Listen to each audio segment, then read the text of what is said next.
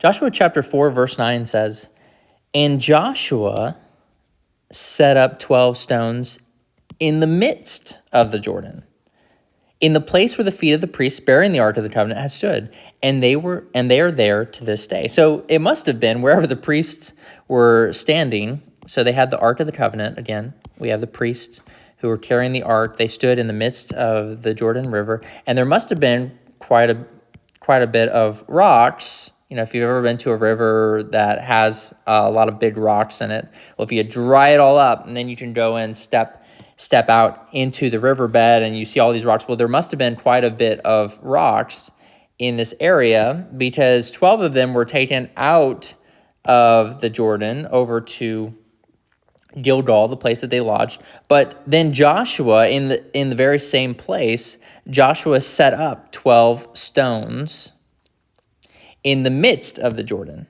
So 12 stones were taken out of the Jordan, and 12 stones were set up in the midst of the Jordan. So what we have here is we have two pillars going on.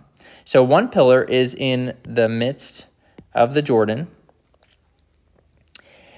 and now it's covered by water. And one pillar is over here in Gilgal. Both of them are memorial pillars. One is just in the river, and one is outside the river. Both are to be a memorial forever, to remind them of the covenant. And so Joshua set up 12 stones in the midst of the Jordan, in the place where the feet of the priests bearing the Ark of the Covenant had stood, and they are there to this day. This day as in the day in which this book was written, so probably within the 20 or maybe 30, probably not too far after that, but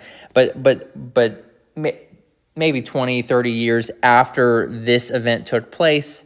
Joshua wrote most of this book. It was probably finished by a couple other authors, but basically to this day is not necessarily the year 2022, but this day as in the day in which this book was written. These rocks here in the river, they're still stacked on top of one another. And so whether or not they're there to this day, our day, I'm not sure, but the truth still stands. We remember this account, whereas he was writing this book, for future generations. Well, they had the pillars ultimately to show them this. And again, this was for the nation of Israel. Well, we have this book, we have this historical account, this historical document to tell us about this event, and so that we also never forget what God did for his people. And so Joshua 4:9 says, "And Joshua set up 12 stones in the midst of the Jordan, in the place where the feet of the priests bearing the Ark of the Covenant had stood, and they are there to this day." Joshua 4:9.